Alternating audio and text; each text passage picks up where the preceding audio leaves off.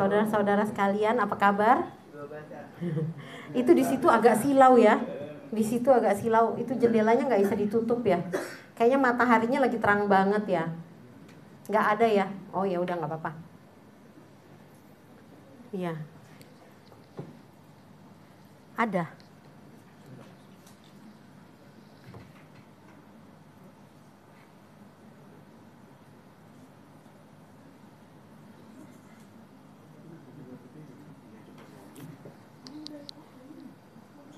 Sebentar ya Bapak Ibu biar diputer itu PPT-nya.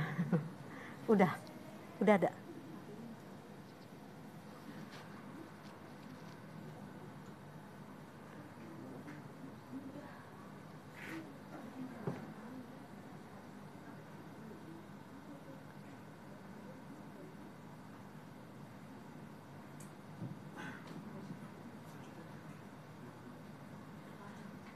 Oke.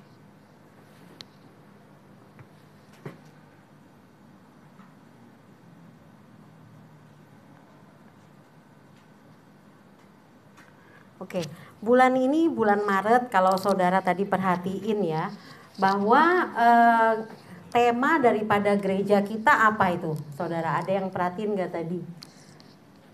Yang di awal banget diputer. Applying the gift, benar ya.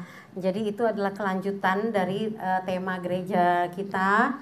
Di tahun ini tema gereja Rock seluruh dunia itu adalah The Year of Empowering Grace. Nah, The Year of Empowering Grace artinya tahun kasih karunia yang memberi kuasa atau kasih karunia yang memberikan mendorong kita untuk melayani dengan penuh kuasa. Nah, dan di bulan kita sudah banyak membahas ya dalam awal tahun ini mengenai karunia rohani. Di bulan Januari, mulai bulan Januari Understanding the Gift ya, mengerti karunia rohani yang Tuhan berikan bagi kita. Dan kemudian di bulan Februari yaitu Developing the Gift, mengembangkan karunia rohani. Dan kemudian bulan Maret ini mengaplikasikan karunia rohani. Oke, siapa yang udah tahu karunia rohaninya apa? Oke, nggak usah kita berpikir yang muluk-muluk gitu ya, Bapak Ibu Saudara. Yang penting apapun itu yang merupakan yang Tuhan kasih kepada kita, kemampuan yang Tuhan kasih kepada kita, yang kita gunakan untuk membangun sesama kita, membangun saudara-saudara kita di dalam iman, itu adalah karunia rohani, begitu ya. Meskipun di Alkitab, di beberapa ayat, di beberapa bagian dalam Alkitab itu disebutkan apa aja itu karunia rohani. Seperti di 1 Korintus 12 disebutkan karunia rohani itu ada 9 begitu ya. Ada karunia untuk berkata-kata hikmat, ada kata-kata pengetahuan, karunia iman, karunia berbahasa roh, ada karunia menyembuhkan, karunia bernubuat dan lain-lain begitu, ada 9.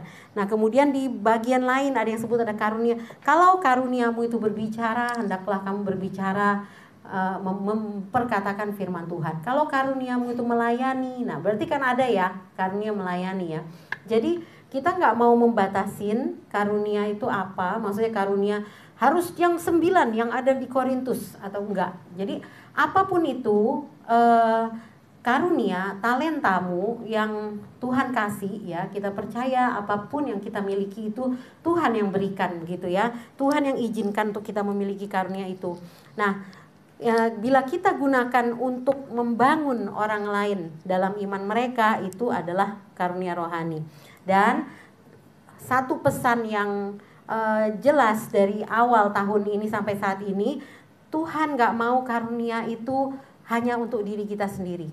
Tuhan ya pasti ya, kita buat apa ya, kita punya karunia melayani tapi kita gak pakai buat melayani orang, melayani saudara-saudari kita, buat apa gitu ya, nggak ada gunanya sih.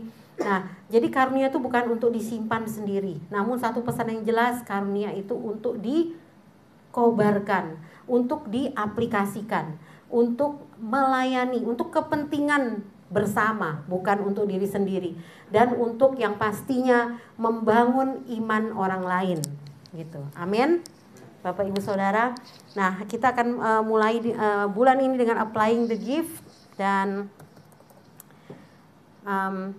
ayat kuncinya dari sini, dari applying the gift ini, sebentar, adalah dari 1 Timotius 4 ayat 14. 1 Timotius 4 ayat 14a. Ya.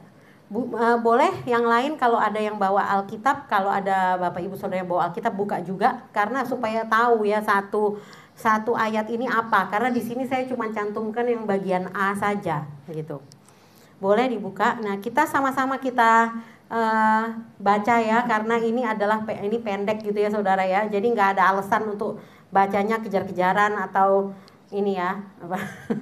Karena kalau suruh baca kepanjangan kan pada entah di mana, yang sebelah kanan udah di mana, yang sebelah kiri masih di mana. Jadi kita sama-sama baca ya. Kita baca dari ayatnya 1 Timotius gitu ya. 3 2 1. 1 Timotius 4 14a. Jangan lalai dalam mempergunakan karunia yang ada padamu. Amin. Dikatakan di sini jangan lalai dalam mempergunakan karunia yang ada padamu. Sebentar.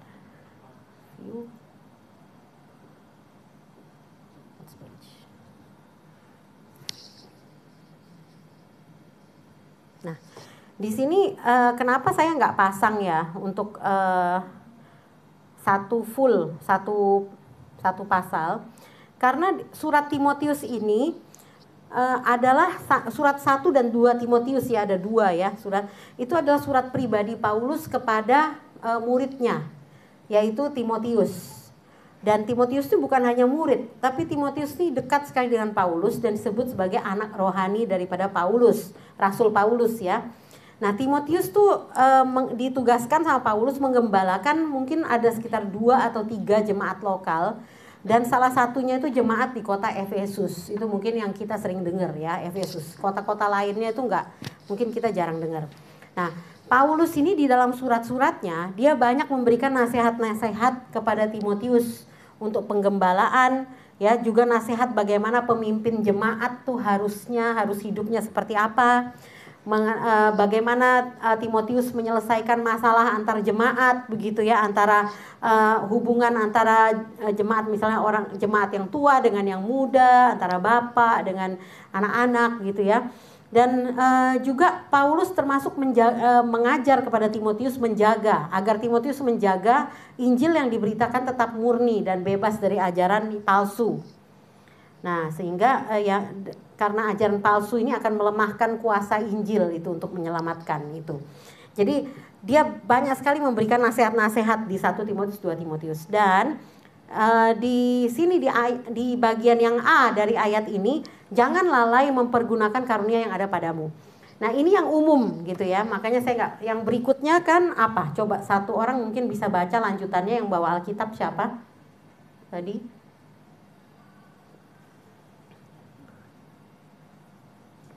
Alfon boleh yang lanjutannya.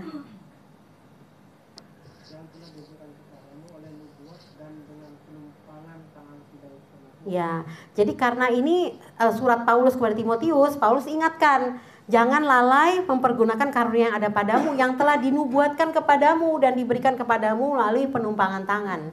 Nah, sementara kita kan nggak tentu ya, kita maksudnya tahu, kita bisa aja tahu karunia kita apa pada saat kita giat melayani, kemudian ternyata orang terberkati melalui karunia saya yang ini.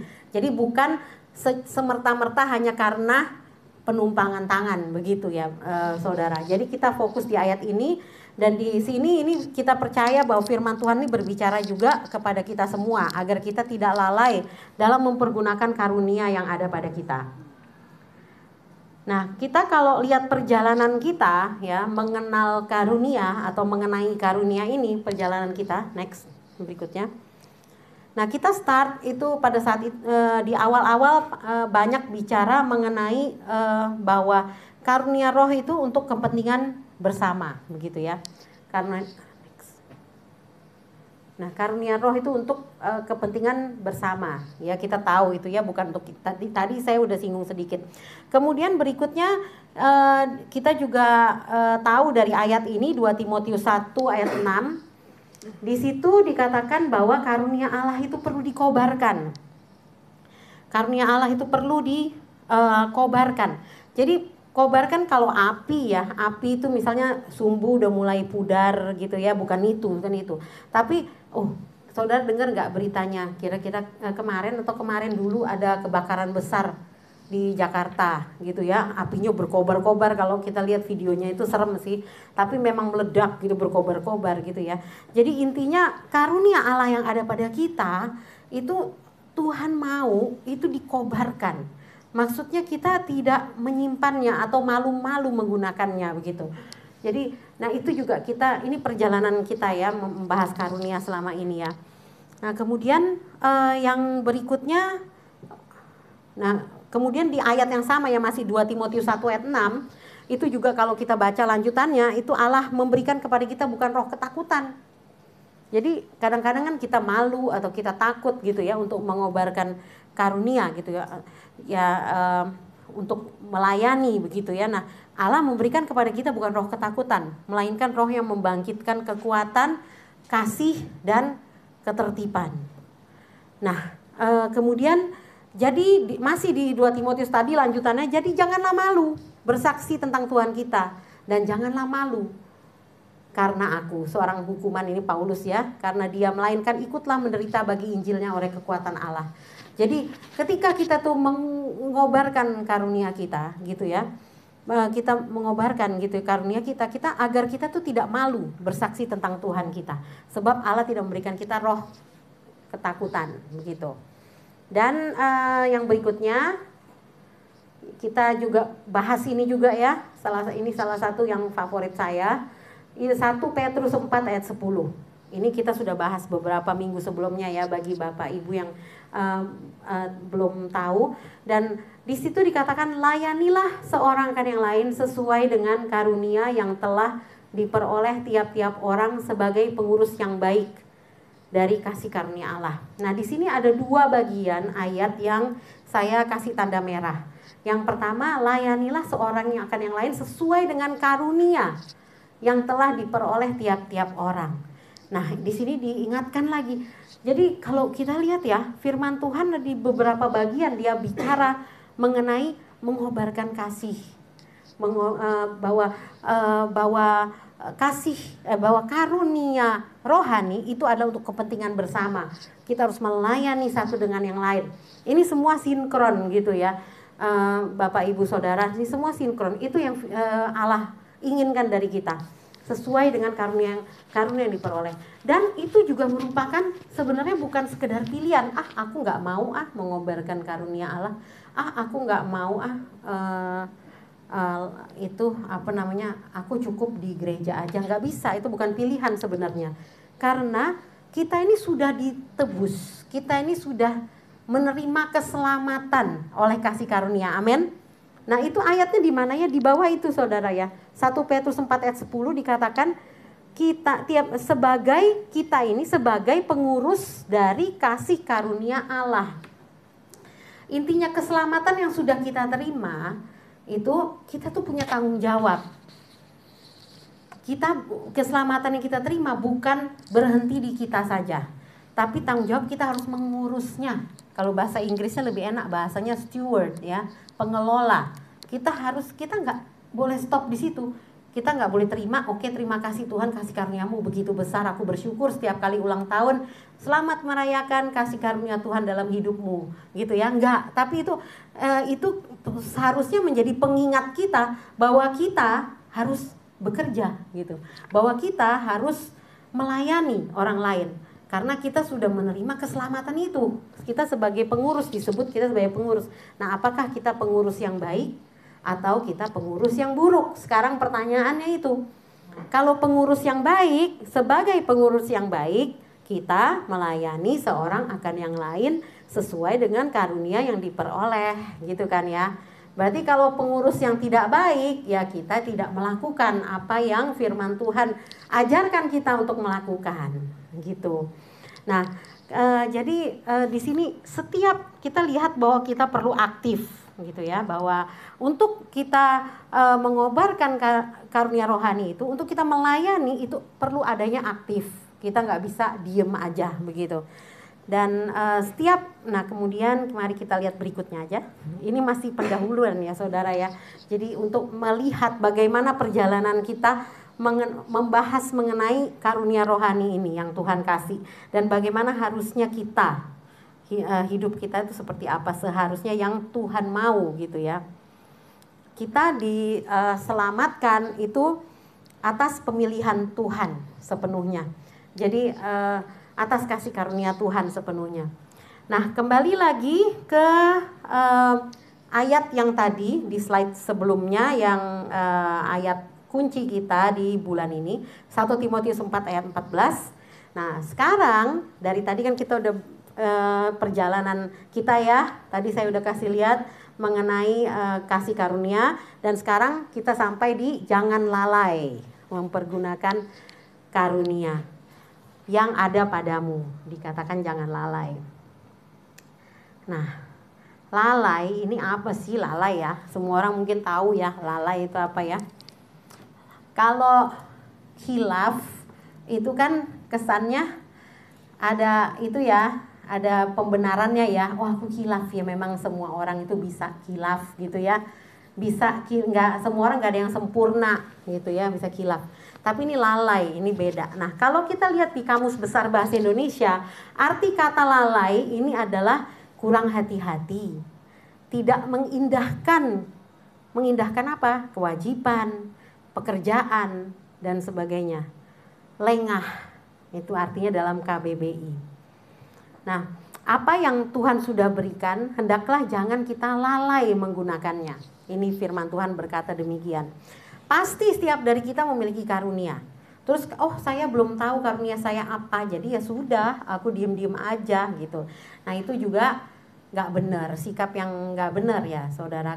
Tadi kan udah dibilang, apapun itu yang kita lakukan untuk melayani orang sehingga membuat imannya bertumbuh, itu adalah kasih karunia gitu. Dan di sini jangan lalai katanya begitu, menggunakan karunia Allah yang ada padamu. Nah itu tadi Kamus Besar Bahasa Indonesia. Nah kalau kita lihat arti kata lalai dari bahasa aslinya, Alkitab ini ditulis yaitu bahasa Yunani, itu adalah ameleo. Nah ini lalai ini katanya ameleo. Nah artinya tidak mengindahkan, ya cuek gitu ya, cuekin gitu. Menolak, menyia-nyiakan, tidak menganggap, menyepelekan, artinya itu. Nah, tidak mengindahkan apa? Ya, tidak mengindahkan, cuek gitu terhadap karunia rohani yang dari Tuhan. Kemudian menolak menggunakan karunia itu. Menyia-nyiakan karunia itu. Tidak menganggap karunia kita. Menyepelekan karunia kita. Nah ini semua ya, lalai ini artinya seperti itu. Nah mari kita lihat nih, harusnya apa berarti kan jangan lalai. Berarti kan kita kebalikannya apa gitu kan. Kalau jangan lalai, kebalikannya lawan kata lalai gitu ya. Next, lawan kata lalai. Yang pertama itu telaten. Ini saya lihat dari sinonim ya, sinonim bahasa Indonesia gitu. Lawan kata lalai itu telaten. Telaten itu artinya ada kesabaran ya. Orang yang telaten itu sabaran ya, tekun gitu ya, menggunakan karunia Allah gitu ya. Artinya mungkin kadang-kadang kita ini mengingatkan saudara kita sekali, dia nggak berubah, masih aja melakukan hal yang sama, kemudian ya kita ingatkan lagi dengan tekun, kita terus kasih firman Tuhan, kita doakan begitu ya, jadi dengan tekun gitu. Nah kemudian yakin, ini adalah lawan kata lalai, yakin menggunakan karunia Allah, yakin bahwa setiap kita itu diberikan karunia, kita punya tugas ya, setiap kita ini sudah menerima keselamatan, maka kita pun yakin akan firman Tuhan yang berkata bahwa kita nggak boleh stop di situ. Kita harus melayani orang lain dengan karunia yang kita miliki. Kita harus menjadi pengurus yang baik atas kasih karunia Allah atau keselamatan yang sudah Tuhan berikan. Kemudian lawan kata lalai ada lagi rajin atau cekatan, rajin dan cekatan.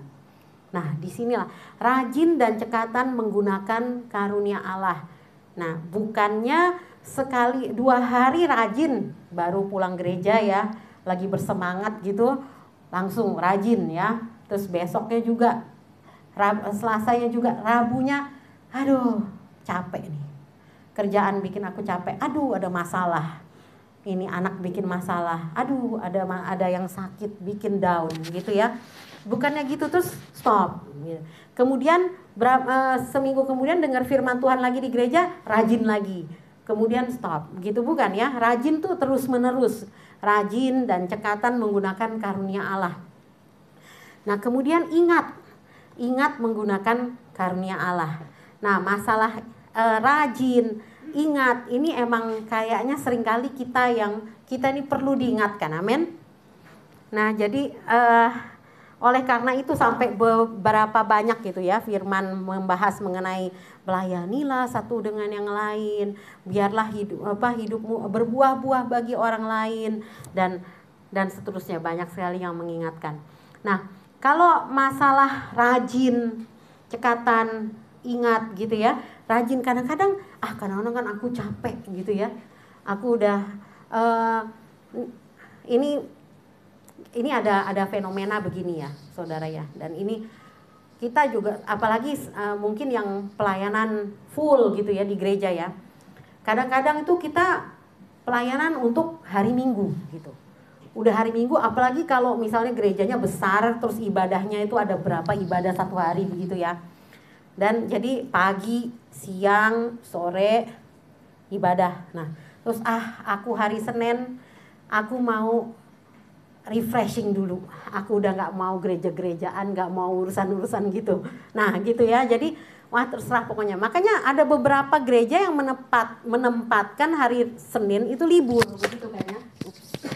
Nah hari Senin libur karena emang capek sih ya, apalagi kalau gereja besar di mana hamba Tuhannya mungkin harus khotbah berapa kali, atau mungkin pemusiknya tuh harus main musik beberapa kali begitu ya. Nah rajin sih, hari Minggu rajin latihan, hari Sabtu latihan begitu ya. Nah habis itu Senin, wah udah lupa deh kalau dia itu adalah pengurus dari kasih karunia Allah. Senin udah lupa deh, aku mau me time, aku mau healing dulu. Mungkin dia bilang gitu ya, istilahnya zaman now itu, aku mau healing, aku perlu healing gitu misalnya ya. Nah jadi di sini jadi banyak gitu ya. Jadi seringkali kita dengan kita anak-anak Tuhan tuh juga ikut gitu loh dengan kebudayaan dunia ini. Kalau kita lihat kan sekarang banyak ya, siapa yang pernah dengar kata itu me time atau healing itu? Ada yang pernah dengar nggak? Ya, me time atau healing begitu ya? Ya, nggak sepenuhnya salah sih, emang bener sih, kita perlu sih ya ada healing. Nah saya ada ingat saudara sepupu saya, dia jualan online lewat TikTok atau lewat Instagram, saya lupa ya. Dia jualan baju gitu. Jadi baju-baju yang pre-loved, istilahnya kerennya ya. Thrift, pre-loved gitu. Kalau aslinya kan ya bekas gitu ya. Jeleknya itu istilahnya.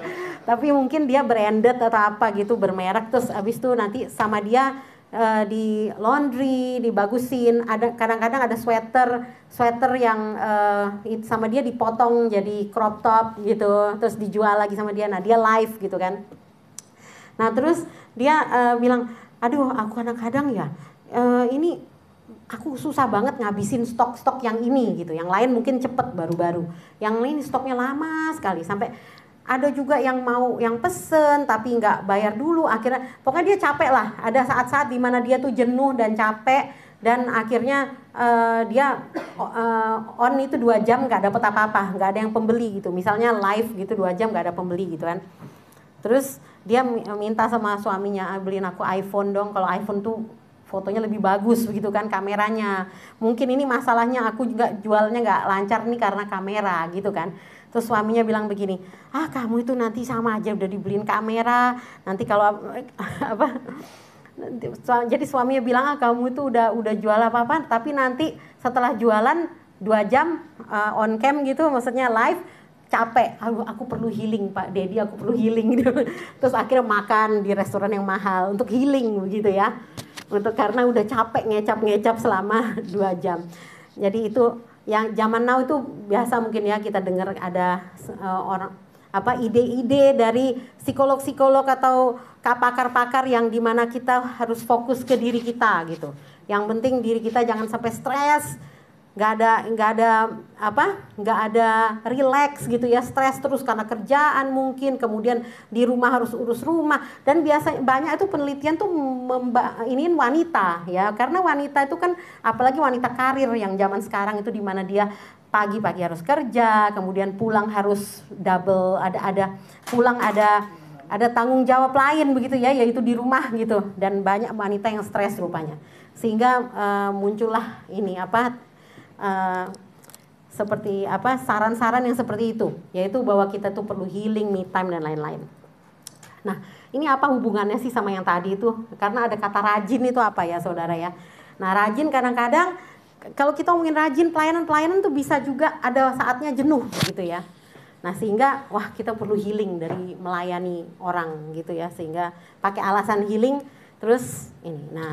Nah ini ada beberapa ide ya yang psikolog itu bilang mengenai healing. Apa sih? Nah, ini psikolog Amerika ya, di Amerika. Nah, ini ide-ide untuk mengatasi stres. Macam ini intermezzo aja ya saudara ya. Katanya itu ini, tiup-tiup ini. Bikin blow bubbles tuh bikin gelembung-gelembung itu dari sabun. Itu katanya ngilangin stres. Itu idenya. Kemudian menanam tanaman, menanam bunga. Kita menanam bunga dari kecil sampai dia tumbuh, itu menghilangkan stres katanya gitu. Nah, kemudian hum a tune, gitu hum a tune ya. Terus kasih makan burung atau kasih makan tupai gitu ya. Jalan di labirin itu menghilangkan stres katanya. Itu ide-ide dari psikolog-psikolog pakar-pakar begitu ya, untuk menghilangkan stres. Nah, kemudian jalan di labirin tuh bisa juga katanya kalau kita suka lihat film barat gitu ya, ada perkebunan jagung yang tinggi gitu ya. Nah, itu katanya jalan-jalan di tengah itu sendiri, itu katanya menghilangkan stres gitu. Nah, kemudian dengar suara kucing, itu juga menghilangkan stres. Kalau kucing di rumah saya ribut. Tapi ini cat pering gitu kali ya. Kucing Amerika kali ya. Baik-baik gitu ya, nggak kayak kucing sini tiba-tiba teriak terus berantem. Nah, jadi itu ide-ide untuk mengatasi stres katanya si pakar ini. Nah, kemudian ada ide-ide yang ini bisalah, ide-ide berikutnya ini bisalah lebih rohani lah ini. Kalau ide-ide ini melihat matahari terbit. Nah, kan dengan melihat sesuatu yang lebih besar dari kita. Nah, ide-ide yang sebelah kanan itu untuk healing, untuk menghilangkan stres ya. Itu melihat sesuatu yang lebih besar dari kita. Jadi misalnya alam gitu ya, atau matahari atau bulan atau bintang begitu ya. Melihat matahari terbit itu katanya bisa ngilangin stres. Kemudian hiking di hutan gitu. Tapi hutannya yang itu aman kali ya, bukan yang serem-serem. Nah, kemudian pergi ke pantai itu bisa menghilangkan stres.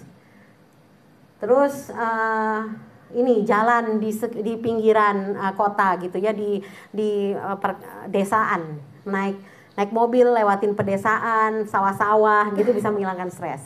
Kemudian melihat matahari tenggelam, matahari terbenam itu juga bisa menghilangkan stres. Nah ini mungkin yang lebih rohani kali ya, kita melihat kemudian kita wow gitu ya, ciptaan Tuhan begitu besar begitu.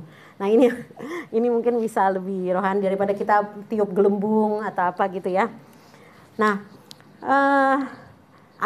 ini jadi ada juga saya pernah dengar nih malah ya, saya pernah dengar orang bilang gitu bahwa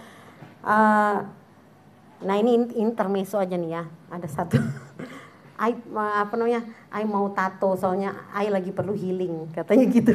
Katanya kalau tato itu healing katanya gitu. Aduh, aku nggak ngerti deh gimana gitu. Nah Terus next.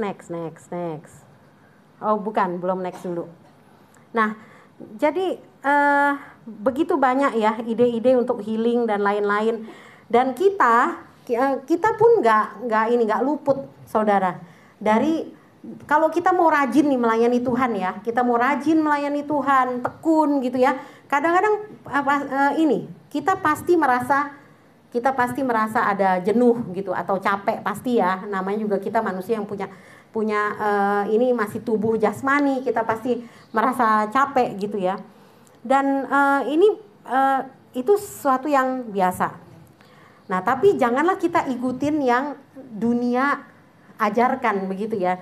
Yang dunia ajarkan tapi bisa ada beberapa bisa lah ya buat kita. Nah, kita melihat juga bahkan Raja Daud nih di ayat berikutnya ya. Raja Daud juga kita lihat butuh healing juga dia ya. Raja Daud orang yang berkenan di hati Tuhan ya. Mazmur 8 ayat 4 sampai 6. Next. Nah, dia ada juga dia berkata, jika aku melihat langitmu, buatan jarimu, bulan dan bintang-bintang yang kau tempatkan, apakah manusia? Nah, dia kalau dia melihat hal-hal itu tuh dia menyadari keberadaannya yang kecil. Apakah manusia sehingga engkau mengingatnya? Apakah anak manusia sehingga engkau mengindahkannya? Namun engkau telah membuatnya hampir sama seperti Allah dan telah memahkotainya dengan kemuliaan dan hormat. Nah, kalau healingnya seperti ini bagus nih saudara ya. Jadi kita cari healing yang bisa membawa kita itu untuk lebih dekat kepada Tuhan. Pada saat healing kita merenung gitu mengenai Tuhan. Nah, itu healing yang benar ya. Jadi kemudian stres tadi kan kalau kita lihat pakar tadi menyarankan beberapa kegiatan yang bisa dilakukan kalau lagi stres gitu ya. Nah, padahal Alkitab itu menyediakan loh saudara ya di Matius 11 ayat 28 sampai 30 kalau kita stres ya. Marilah kepadaku semua yang letih lesu dan berbeban berat. Aku akan memberi kelegaan kepadamu. Pikulah kuk yang kupasang dan belajarlah padaku. Karena aku lemah lembut dan rendah hati, dan jiwamu akan mendapat ketenangan. Sebab kuk yang kupasang itu enak dan bebanku pun ringan. Amin. Luar biasa ya. Jadi Tuhan pun mengingatkan kita gitu loh. Kita tuh bisa healing pasti ya kepada Tuhan ya. Jadi kemudian bagi orang-orang yang cemas, yang khawatir, di Filipi 4 ayat 6 sampai 7 berkata, janganlah hendaknya kamu khawatir tentang apapun juga, tetapi nyatakanlah dalam segala hal keinginanmu kepada Allah dalam doa dan permohonan dengan ucapan syukur. Damai sejahtera Allah yang melampaui segala akal akan memelihara hati dan pikiranmu dalam Kristus Yesus. Di sini kita melihat bagaimana Tuhan menyediakan ya healing itu gitu. Dan kalau kita next lagi ya, kalau kita balik lagi ke ide-ide tadi itu untuk mengatasi sebelum ini. Nah, ya ini. Nah, kita balik lagi ke ide-ide tadi itu yang para pakar sebutkan untuk mengatasi stres. Jadi kalau memang bisa mengatasi stres dengan ini main gelembung-gelembung itu, main yang dari sabun itu ya, mungkin kita stresnya hilang kali ya. Nah, pada saat kita main itu kita ingat gitu bahwa dosa-dosa kita sudah diampuni. Kita ingat ayatnya begitu ya. Kemudian kalau misalnya kita anti stresnya tuh nanam bunga gitu ya, nanam tanaman, nanam bunga. Nah, sambil nanam itu kita berdoa gitu ya. Berdoa agar Tuhan itu yang memenuhi segala kebutuhan kita begitu. Nah, kemudian sambil kita nyanyi-nyanyi gitu, mungkin kalau kita nyanyi-nyanyi itu membantu kita untuk membuat kita nggak stres gitu ya. Sambil kita mengingat, menghafal apalagi janji Tuhan yang luar biasa di Alkitab begitu ya. Pada saat kita kasih makan binatang gitu, nah kita sadari bahwa Bapa kita di sorga begitu mengasihi kita. Nah, kalau kayak gitu tuh oke, itu cara kita ikutin tren saat ini yang dengan cara yang benar. Apapun yang kita lakukan membawa kita untuk semakin dekat dengan Tuhan. Amin. Nah, kalau healingnya kita itu tidak membawa kita semakin dekat kepada Tuhan, atau me time-nya kita itu malah semakin membawa kita itu kepada diri kita sendiri, ya. Jadi itu bukan kepada Tuhan tapi kepada diri sendiri, ya pasti sebentar. Kalau seperti itu ya, makanya setelah itu kelemahan kita, kekurangan kita akan semakin nyata. Karena itu cuma sebagai kayak pengalihan aja. Pengalihan dari apa masalah kita yang buat kita stres, dan masalah yang buat kita cemas, atau orang-orang yang bikin masalah, itu cuma pengalihan sementara. Kita main-main ini healing me time. Kemudian kita balik lagi, kita bertemu lagi dengan masalah yang sama, yang membuat kita stres tanpa ada solusi. Tapi kalau kita mengarahkan ya healing kita, atau ya itu sebenarnya bisa juga saat teduh ya, atau tidak harus saat teduh, kita sambil melakukan sambil melihat alam, kita bisa bersyukur kepada Tuhan, berdoa. Kalau kita mengarahkan itu semua kepada Tuhan, saya yakin pasti akan ada solusi di sana. Amin. Akan berbeda. Nah, dan jadi di sini kan ada ini mengenai healing, mengenai me time, ya, kemudian saat ini itu kan mengenai habit ya, habit gitu kan. Banyak orang juga pakar-pakar berbicara mengenai habit. Kita harus merubah habit kita untuk supaya efektif begitu kan ya. Nah, ini ada satu quotation, ada satu kalimat ya, quote dari Marshall Segal kayaknya, itu bukan Sigai.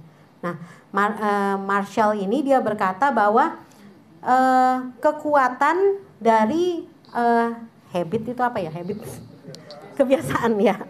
Oke, kekuatan dari kebiasaan yang efektif ya. Kebiasaan yang efektif itu termasuk ya, kalau kita mengganti kebiasaan nih, misalnya kita mau hilangin stres, salah satu kebiasaan yang diganti itu kebiasaan makan, misalnya makan yang lebih sehat, olahraga yang lebih teratur, terus sekali-sekali healing, sekali-sekali me time gitu kan ya. Nah, itu kekuatan dari kebiasaan yang efektif itu bukan di kesendirian, katanya Marshall ini. Bukannya kita kesendirian gitu, bukan di dalam kesendirian atau di dalam kediaman gitu, silence, atau kita menulis jurnal. Itu bukan kekuatannya, bukan situ. Tapi kekuatannya itu ada di dalam siapa yang kita temui di dalam kebiasaan itu. Apakah di dalam kebiasaan itu kita menemui Tuhan, menemukan Tuhan? Nah, di situ kekuatannya, saudara. Ya, apakah kita menemukan Tuhan? Nah, kalau yang kita temukan cuma diri kita sendiri, oh untuk aku, iya aku nih nggak bisa terima orang giniin aku nih harus kasih tahu ke dia, aku ini seperti apa gitu kan ya. Kalau itu mengenai kamu, maka kelemahanmu, kegagalanmu, dan stres-stresmu lah itu yang akan dibesarkan ya, akan semakin besar ya, dan semakin besar. Tapi kalau kita menemukan di dalam apa yang kita lakukan itu kita menemukan Tuhan, maka di situ kita temukan sumber daya yang sangat besar, yang lebih dari diri kita sendiri, yang pasti akan memenuhi kebutuhan terdalammu, kebutuhan yang terbesarmu. Amin. Saudara, cukup dimengerti ya, saya coba untuk terjemahin itu. Nah, jadi kita tadi bahas ini, kita balik lagi ya ke lalai tadi ya. Jadi kita tadi bahas ini karena tidak lalai, itu jangan lalai ya. Artinya itu juga artinya rajin, tekun ya, harus rajin, tekun menggunakan karunia yang ada di kita gitu ya. Nah, itu yang biasanya kelemahan kita. Itu loh maksud saya kenapa kita sampai ke sana. Itu yang biasanya rajin dan tekun, itu yang menjadi kelemahan kita. Sehingga kadang-kadang kalau kita jenuh, apa carinya ya itu healing. Nah, nanti pada saat healing, di healing itu harus menemukan Tuhan. Gitu ya, saudara. Intinya itu. Jangan healing yang cuman berpusat pada diri sendiri. Itu, saudara, itu sih intinya. Nah, itu kelemahan kita, dan kita juga perlu diingatkan dan dikuatkan gitu ya. Bahwa healing yang benar itu datangnya itu dari Allah, sumber segala-galanya itu. Nah, ini Jadi jangan lalai menggunakan karunia. Itu juga salah satu berkaitan dengan kesempatan, saudara. Di dalam kita pasti akan diperhadapkan kepada kesempatan-kesempatan di mana kita bisa mempergunakan karunia kita. Amin ya. Saya percaya. Mungkin kadang-kadang kesempatan itu enak buat semuanya, kadang kesempatannya nggak enak buat orang lain, sehingga akhirnya kita bisa. Nah, contohnya yang saya ingat aja ya, yang saya lihat Ibu Novi, saya lihat di sini ya. Mungkin saat ini Ibu Novi juga mengalami suatu masa yang tidak mudah gitu ya, dimana Ibu Novi melihat kakaknya sakit ya Bu ya. Dan itu adalah Ibu Novi melayani kakaknya. Ibu Novi mendoakan kakaknya, memikirkan bagaimana makanan daripada kakaknya, mungkin juga mengantar ke rumah sakit. Itu semua adalah dia melayani gitu. Melayani, dia menggunakan karunia Allah, talenta yang Tuhan ada untuk melayani kakaknya. Nah, kemudian di situ itu juga kesempatan sebenarnya untuk Bu Novi menjadi pengurus yang baik sebagai orang yang sudah menerima keselamatan yang dari Tuhan. Dan saya juga mau share aja kayak kemarin salah satunya ya, mungkin Bapak Ibu saya tahu deh, Bapak Ibu semua pasti mengalami hal itu, pasti ada kesempatan-kesempatan setiap hari di mana bisa untuk kita pakai karunia-Nya ya. Oh, satu lagi sebelum ke saya share salah satu Bu Ervin ya. Bu Ervin kan dia punya kemampuan gitu ya, talenta dalam hal mengatur keuangan. Jadi oleh karena itu sebagai bendahara gitu ya, kayaknya di pekerjaan juga bagian finance ya Bu. Nah, bagian finance. Oleh karena itu kita meminta Bu Ervin untuk pegang bendahara dari gereja begitu ya. Nah, itu kemampuan yang Bu Ervin miliki dipakai untuk melayani begitu. Itu contoh-contoh gitu ya Saudara ya. Kemudian apalagi Bu Hera juga, Bu Hera punya talenta untuk memasak, melayani orang melalui makanan gitu ya. Dan Bu Hera memakai talenta itu untuk menyiapkan makanan untuk pekerja. Itu contoh-contoh yang sederhana. Ya, karena Bu Yuli bisa bikin kue enak gitu ya. Bu Yuli melayani, siap minggu si pastor dibawain pisang goreng, itu salah satu ya. Belum lagi yang lain banyak gitu ya pelayanannya Bu Yuli gitu di gereja ini. Dan kadang-kadang kesempatan itu datang, pada saat kesempatan datang itu kita itu di sini perlu jangan lalai untuk menggunakan karunia. Amin. Bapak Ibu Saudara, kadang-kadang kesempatan datang di saat kita itu sedang tidak fit. Bisa loh, pada saat kita sedang, aku sebenarnya banyak urusan lain nih. Tapi ini kesempatan untuk mengaplikasikan karunia Tuhan yang ada padaku. Kesempatan untuk melayani sesamaku gitu ya. Nah, pada saat itu kita harus memilih Saudara gitu ya. Dan saya harap ya kita harus memilih yang benar ya, apa yang Tuhan kasih. Kalau memang Tuhan gerakkan itu langsung kita harus melayani. Kemarin itu kan ada pelayanan penjara ya Saudara ya. Pelayanan penjara, dan saya udah bilang sebenarnya saya nggak bisa pergi karena saya ingatnya ada apa ya, saya lupa, ada seminar ingat saya. Tapi ternyata saya baru ingat ada ulang tahun 60 tante saya. Ulang tahun 60, tapi sebenarnya ulang tahunnya tuh masih minggu depan. Tapi sama anak-anaknya dirayakan itu kemarin gitu. Nah, kemarin dirayakan. Tapi kemudian pastor pergi ke Pekanbaru. Dan pastor bilang, "Pris, kamu khotbah karena aku ke Pekanbaru," begitu ya. Jadi saya harus khotbah. Nah, saya karena saya lihat tante saya juga nggak urgent ya untuk saya ada di sana ya. Dia keluarga juga banyak dan ulang tahunnya juga masih minggu depan begitu. Jadi saya sebenarnya saya udah batalin sih sama tante saya. Saya sorry nggak bisa datang karena saya harus persiapan untuk bawa firman Tuhan. Karena dengan nggak adanya pastor itu sebenarnya agak repot nih di rumah. Sementara kan saya nggak bisa terlalu juga menuntut anak-anak untuk bantu. Karena anak-anak tuh punya kesibukan masing-masing, ada tugas sekolah dan lain-lain. Jadi tanggung jawab tetap tanggung jawab saya dan pastor, khususnya untuk ada bayi yang kita bayi yang ada di rumah gitu ya, untuk Rebecca. Nah, jadi saya udah pikir saya akan ini urusan rumah, saya batalin, tante saya nggak pergi. Dan juga ini saya sebenarnya mau ikut pelayanan penjara gitu ya, cuman saya nggak berani janji karena saya khawatir saya banyak urusan gitu di rumah, dan juga harus anak-anak pada ada tugas dan lain-lain, saya sendirian. Dan saya juga perlu persiapan ya saudara ya, saya nggak lancar seperti pastor kalau sampaikan firman ya, jadi saya perlu persiapan. Dan ternyata Yesua yang mestinya terjadwal pergi, Yesua batuk-batuk, itu kasih tahu hari sebelumnya gitu ya. Saya terus Yesua bilang nggak apa-apa sih kak, katanya dibuat online aja gitu. Cuman saya berpikir gitu ya, online sama onsite itu pastinya beda gitu ya. Kita dengan onsite kita bisa bersentuhan sama mereka, kita bisa ketemu sama mereka, bukan masalah kuenya gitu ya.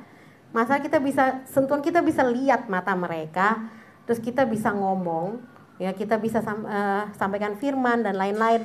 Dan itu menurut saya kesempatan yang sangat sayang sekali kalau dilewatkan begitu, untuk kita bisa melayani mereka. Siapa tahu firman Tuhan yang kita bawakan hari itu yang menjadi rema dalam hidup mereka dan mengubah hidup mereka gitu. Saya mikir sebentar, habis itu saya putusin ya udah saya aja pergi, nggak apa-apa gitu kan.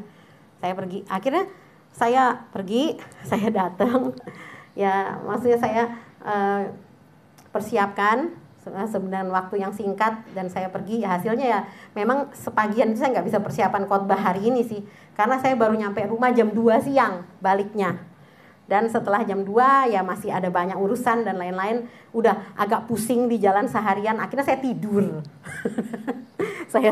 Saya baru bangun tadi pagi dan saya ngurusin ini. Jadi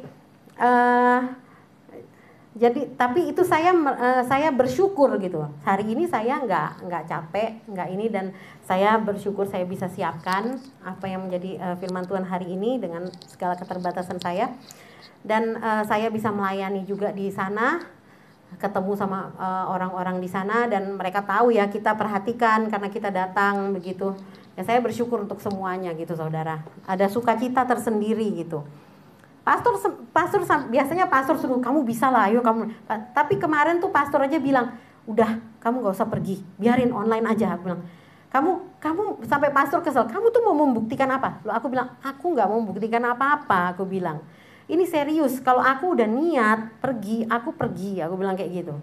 Jadi aku bukan yang membuktikan apa-apa. Ini aku bisa kok. Aku udah siapin apa yang aku mau share. Aku bilang, oh ya udah pastor, diam udah kalau udah ngomong gitu. Pastor nggak nyangka juga BK diajak, karena itu juga mendadak gitu. Jadi ada aja ya kayaknya saudara, kalau kita mau melayani itu hambatan tuh kayaknya tiba-tiba itu ada aja gitu. Jadi sebenarnya rencananya BK pagi-pagi dijaga oleh Hena di rumah, biar saya bisa fokus melayani di penjara. Dan nah ternyata Hena nggak bisa jaga pagi itu, BK harus dibawa. Saya bawa bayi ke sana melayani. Jadi tapi ya bersyukur ada Gap yang menemani dan Gap membantu. Dan jadi ya, itu saudara. Jadi kalau ada kesempatan jangan dilewatkan saudara. Siapa tahu saat itu saudara bicara firman Tuhan ke orang, gak usah khotbah saudara, misalnya sama teman saudara nih, teman saudara perlu sesuatu, tapi saudara aduh aku udah tutup lampu, udah siap tidur. Tapi misalnya bisa aja pada saat itu kita itu mengubah hidupnya gitu, dengan mungkin ayat firman yang kita sampaikan, kita kuatkan dia begitu ya. Tapi ingat saudara, selalu sampaikan firman Tuhan, bukan apa-apa dari hikmat kita sendiri gitu ya saudara ya. Seperti kata 1 Petrus 4 ayat 11, jika karuniamu berbicara, maka ucapkanlah firman Tuhan begitu. Nah, jadi jangan lalai mempergunakan karunia Allah yang sudah diberikan kepadamu. Dikatakan seperti itu. Nah, kalau untuk next slide-nya, kalau di dunia kerja, saudara ya, kalau ada karyawan yang lalai, itu kan dan merugikan perusahaan gitu ya, lalai merugikan perusahaan gitu. Nah, pasti kan dikasih SP ya. Di dunia kerja tuh dikasih SP. SP itu surat peringatan. Biasa surat peringatan tuh 1, terus masih lagi melakukan, dikasih surat peringatan 2. Nah, kemudian masih melakukan lagi, dikasih lagi SP3. Nah, pada saat SP3 itu pasti di PHK, udah pasti gitu ya. Karena udah SP ketiga. Itu biasa kalau di dunia sekuler seperti itu. Nah, tapi dalam hal kita itu, Allah kita itu sabar. Amin, saudara. Allah itu sabar. Selama kita masih diberi hidup, maka kita diberi kesempatan untuk rajin menggunakan karunia kita melayani satu dengan yang lain. Amin, saudara. Kesempatan, kita masih diberikan kesempatan dengan agar kita tuh dengan telaten, dengan tekun dan yakin menggunakan karunia Allah untuk membangun orang lain dalam iman.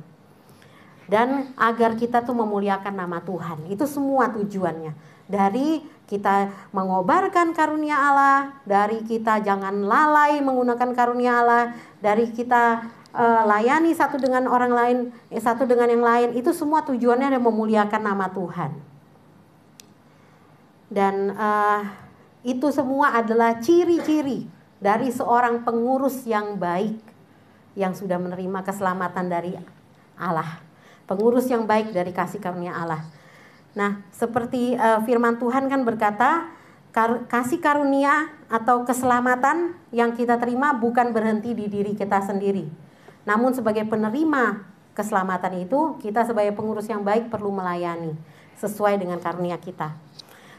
Akhir kata, saya teringat akan firman ini Bapak Ibu, yaitu di Filipi 2 ayat 12. Yang berkata, hai saudara-saudaraku yang kekasih, kamu senantiasa taat, karena itu tetaplah kerjakan keselamatanmu dengan takut dan gentar. Bukan saja seperti waktu aku masih hadir, tetapi terlebih pula sekarang waktu aku tidak hadir. Nah, di sini saya udah lama dengar firman Tuhan ini. Kerjakan keselamatanmu. Firman Tuhan ini sempat juga menjadi kontroversi ya. Kalau jadi kita kan sudah selamat, kita nggak usah bekerja untuk dapat keselamatan ya.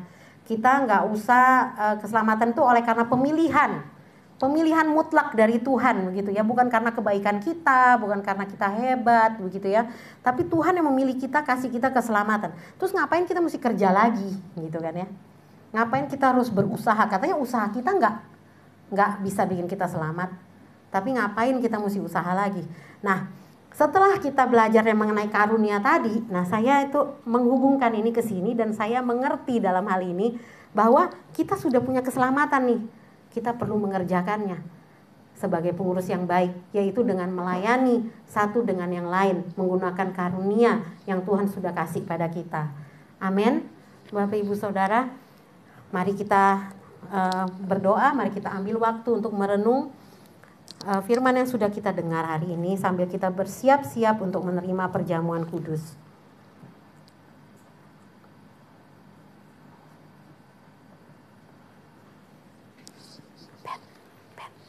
Handphone, nyalain tethering. Nyalain hotspot.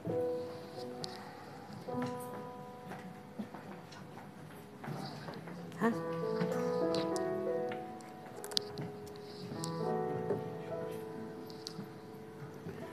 Oke, saya mau ajak kita untuk menyanyikan satu lagu, Hidupku Adalah Penyembahan.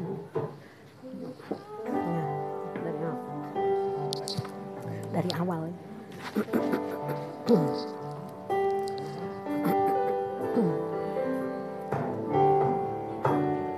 Pujian dan syukurku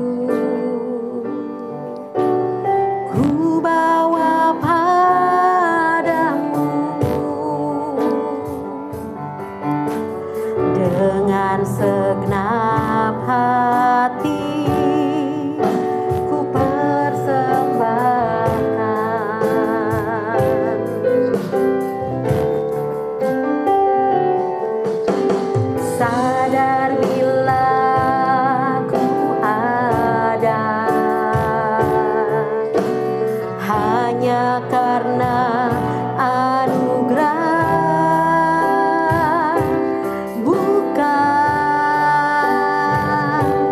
Karena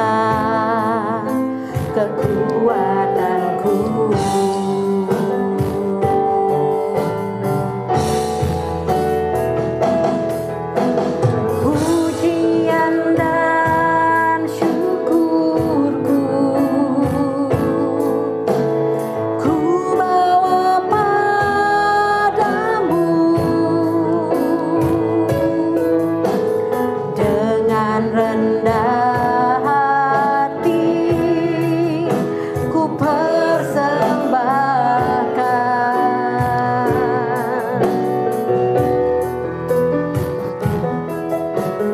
Sadar bila ku ada hanya karena anugerah, bukan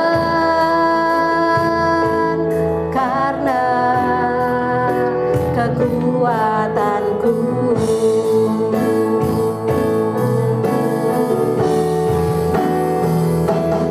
Ku tahu hidupku adalah penyembahan. Kau ciptakanku dalam kemuliaan-Mu.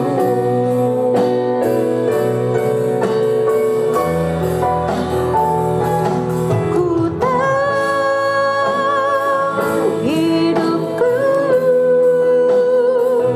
ada di mata-Mu. Segenap hidupku persembahkan. Mari kita bangkit berdiri. Pujian dan syukurku ku bawa padamu dengan segenap hati ku persembahkan.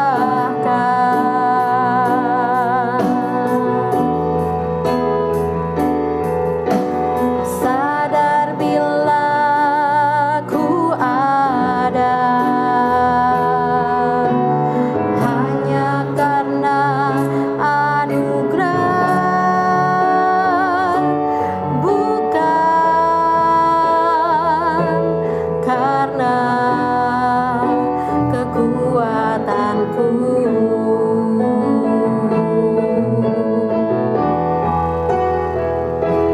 Ku tahu hidupku adalah penyembahan. Kau ciptakanku dalam kemuliaan-Mu.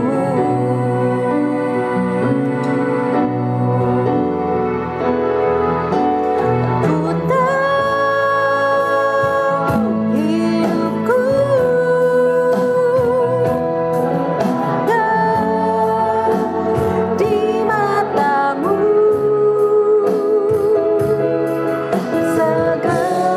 Segenap hidupku persembahkan.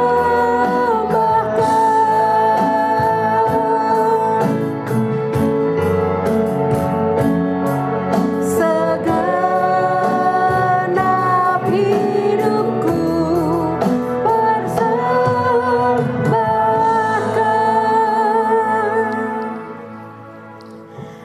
Haleluya, kami bersyukur atas kasih karunia-Mu. Engkau telah memilih kami ya Tuhan, dan memberikan kami keselamatan ya Bapa. Bapa, mampukan kami ya Tuhan untuk menjadi pengurus-pengurus yang baik dari keselamatan yang telah Engkau berikan.